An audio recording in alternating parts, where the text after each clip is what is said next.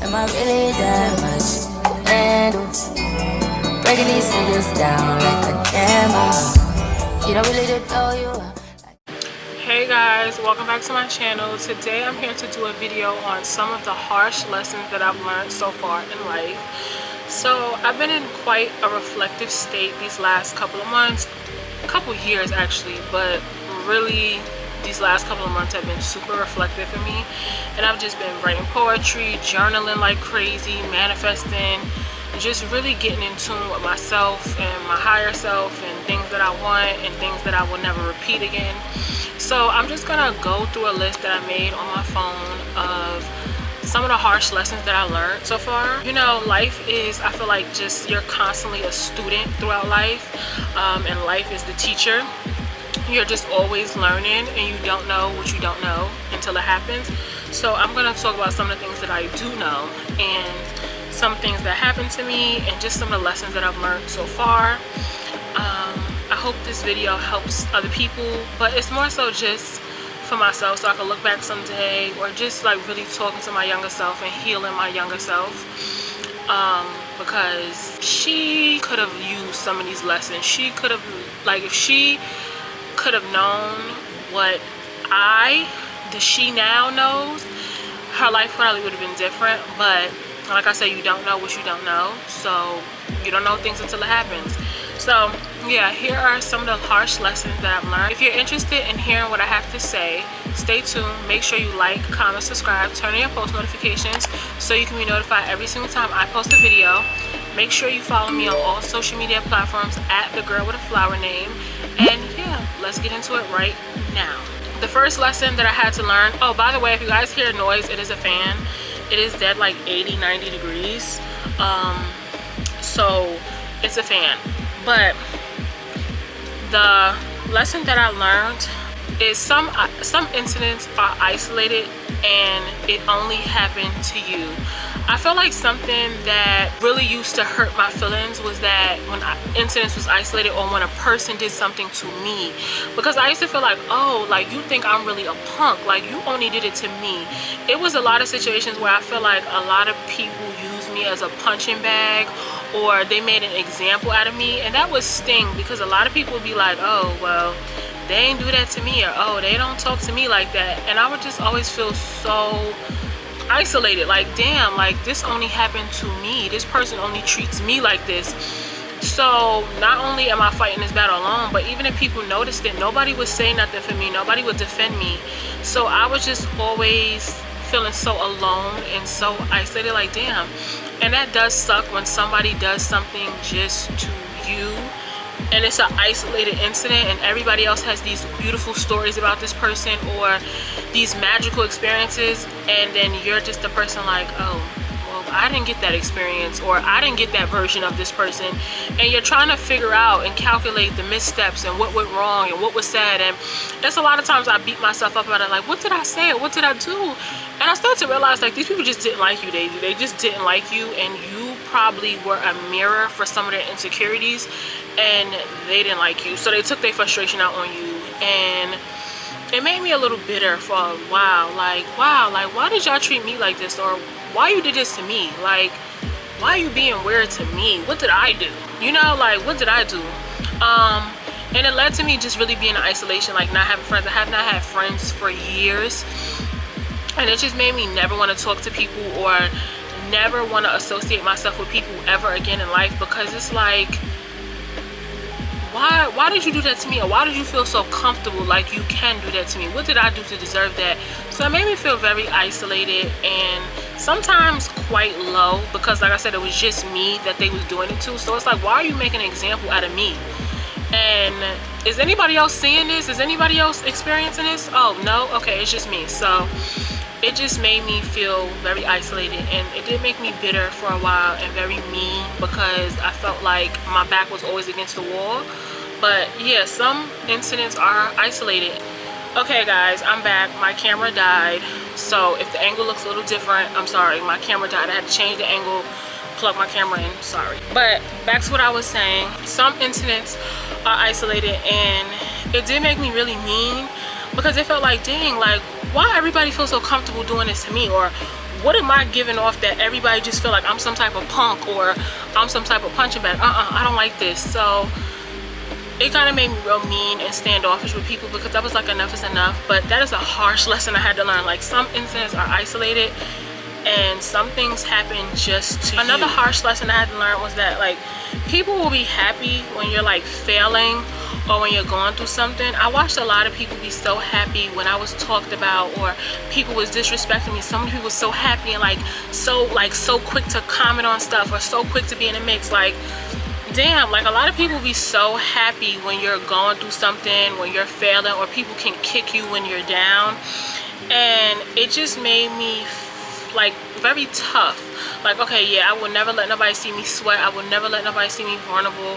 I will never sit there and express my feelings to people, because a lot of people use that and they weaponize that. And it's nothing worse than when you're going through something and then people are making your time even harder. Like, not only am I going through a hard time, you're making matters worse, and you're doing it intentionally, and you're gloating about it. Of course, tables turn, because I look at some people now like, wow, them tables turn. But I do also think that that was such a harsh lesson to learn. And I learned a lot of these lessons in my teen years, middle school, teen, like, years. And by the time I was adult, I knew all this stuff. By the time I was like 17, 18, I knew all of these lessons already. And I think that's kind of harsh, because I felt like a lot of my peers didn't have to learn these lessons.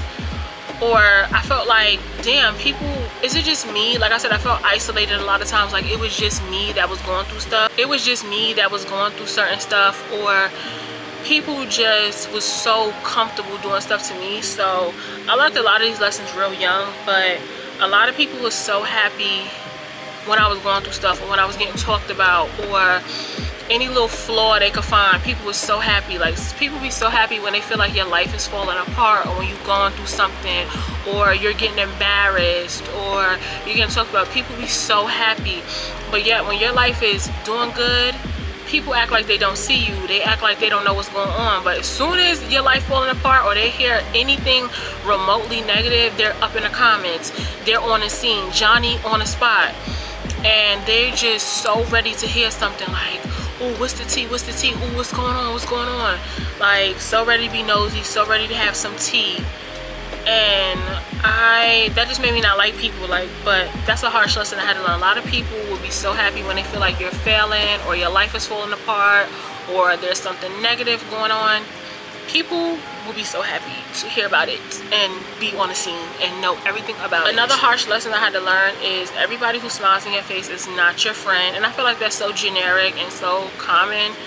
But I think that you don't know, like, people say that, but until you experience that, like people smiling in your face and talking behind your back, or people smiling in your face and stabbing you in the back, you don't know how that feels. Like, yeah, people say that everybody that's not your friend, everybody not your friend, but it's nothing worse when you really experience that and you really get to see, yo, people is not my friend. People do not like me. That hits different. That is a different way. Like, people always say that people not your friend, people not your friend, but it's nothing worse than when the people who smiled up in my face was talking about me. Like, oh, y'all don't like me at all. Or the people that I had no problem with didn't like me. Like, it's one thing, I expected certain bitches to be talking shit, or I expected some people to not like me, but it was some people like, oh girl, you be up in my face, oh girl, you see me and you go out your way to speak. Till this day, it's people who go out their way to speak to me. And anytime I was getting talked about, they was the first ones in the comments talking about me, laughing.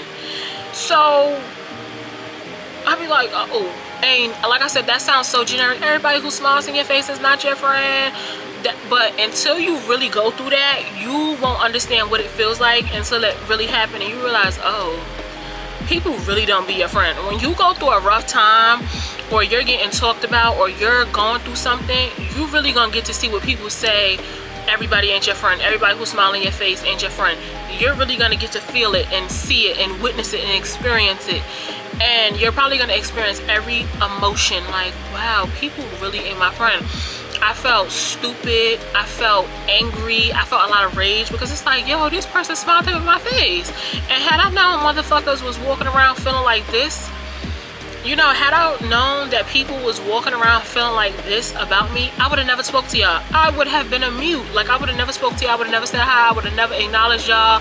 None of that. But like I said, you don't know what you don't know until it happens, and then, or until you learn. And baby, that you really get to see when people say like everybody ain't your friend, because you really get to feel it. Like, it's one thing when people say like, oh, everybody ain't your friend, but it's one thing when you get to feel it and experience it.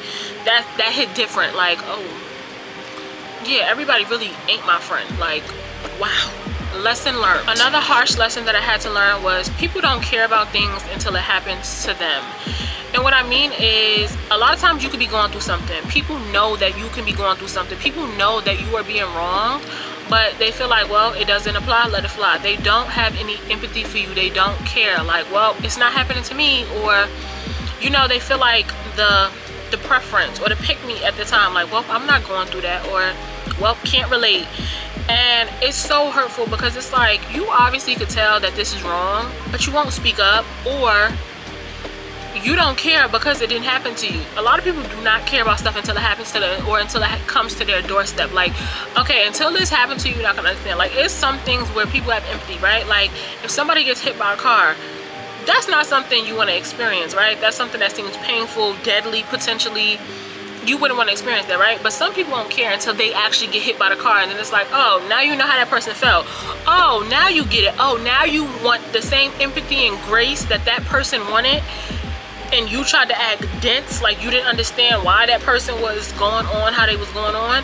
Now you understand it because you went through it. A lot of people don't understand stuff until they go through it, or they will purposely withhold empathy or grace and be very cold towards people when they're going through stuff. Like, I felt like a lot of people was very cold, like, oh, well, not me. Or they would laugh like, oh, okay. And it's like, oh. So I was left to deal with a lot of stuff alone, and a lot of people didn't give a fuck because it wasn't happening to them. And it's like, yeah, you didn't care about this situation until it happened to you. I remember having a friend, and I fell out with this girl, and she didn't understand like why I didn't like her, why I was going so hard, until the girl did something to her. And I was like, I told you. And then I'm the first person she texted bright and early, like, look, she scratched my face out, like she scribbled my face out the picture. Like, I told you. Like, I told you I never liked that girl. I told you. Like, they're not liking her. And she's like, I see why you beat her up now. Yeah, I told you. Like, people don't be understanding stuff, or they play dense until it happens to them. Like, you're being obtuse and you're purposely misunderstanding the person that's going through something, because you feel like, well, it ain't me, until they go through it and then they realize, oh yeah, a lot of people think they're bigger than the program, or a lot of people think, oh, that can never be me. And I remember somebody said that, they was like, never say never, because life will start nevering like never before. And that is true. A lot of people, oh, that'll never be me. And God will say, you want to joke? You want to hear something funny? You want to see something funny? Matter of fact, I can show you something funny. I can show you something hilarious. You want to see? Come to a comedy show. Baby, yeah, life will start lifing, and you will see quick, like, oh, yeah, now you see what that person was talking about? You see what happened? Yeah. And granted, I get that you may not know how a person, you can't really know how a person's gonna feel unless you've been through certain stuff, but you still can extend grace and empathy to certain people. Like, yeah, I've never been in your situation, but I could imagine that this situation is uncomfortable, or this situation is hurtful, so I still can extend you grace and empathy and have care, right? You know? But a lot of people don't care about stuff until it happens to you. Some people even laugh and are so happy. So yeah, that's a harsh lesson I had to realize. Like, a lot of people don't care about stuff until it happens to them, until they're in the same predicament as you or worse. And it's like, another harsh lesson I had to learn was that some people will never have empathy for me, and I have to stop looking for people to feel sorry for me. When I was going through a lot of stuff, like I said, I was going through it alone, and I felt like everybody had friends, everybody had a solid friend group. And when it came to me, I was kind of always like, people always played. You know how people are like, this person don't play when it comes to me? People always played when it came to me. People always made it crystal clear, like, girl, we do not like you. Like, we don't like you. We are not cool with you. we don't fuck with you like that. So a lot of times I'll be going through stuff and I'll be like, does anybody see this? Like, does anybody feel bad for me? And a lot of people, nobody felt bad for me. Like, nobody felt bad for me, nobody cared, everybody laughed. And I think that I was so bitter about that for years. Like, damn, everybody has somebody. Like, what's so wrong with me that everybody has friends that has their back? Everybody has people that check on them or care. It was never like that for me. A lot of people kind of was like, oh well. And I was just like, oh, this is a cold world. This is a cold world. Like, oh, okay. And I think that that hurt, because like I said, I learned a lot of these lessons as a teenager. So in middle school, teenage years. So it was like, damn, like this is that was such a harsh lesson to learn during your teenage years and during your youth. Like that was a harsh lesson. Like I did not like that. And I just remember just kind of being real bitter and angry about it. Like, damn, nobody has empathy and grace and everybody's sticking together, but nobody's sticking together with me. So I had to learn to stop looking for people to feel sorry for me, stop looking for people to wipe my tears, to lift my head up, to big me up. And I just literally had to start pouring into myself and just stop waiting for people to feel sorry for me. Like, nobody's coming to save you, nobody feels sorry for you. Actually, people are glad that it happened to you. Nobody feels sorry for you. So I had to stop looking for people to like feel sorry for me. So when I go through stuff, I just kind of keep it to myself and I don't expect people to feel sorry for me. Like, you know what? Because one thing people have always shown me that they don't feel sorry for me and they don't give a fuck. Holding my breath, thinking that somebody cared about me like that. Like, no, girl, them people not your friends. They don't like you and they don't feel bad for you. So suck it up, buttercup. Keep it pushing. So I had to toughen up. That's a harsh lesson that I had to learn. Like, they don't feel sorry for you. Everybody not gonna have empathy and grace. Even like you and the same another person go through the same exact scenario. Everybody can feel so sorry for them, but nobody feels sorry for you. So sometimes people just don't feel sorry for you, and don't sit around looking for it. Even if you're going through something, even if you're at your lowest, like, don't be sitting there waiting for nobody to feel sorry for you, pity you, or have your back.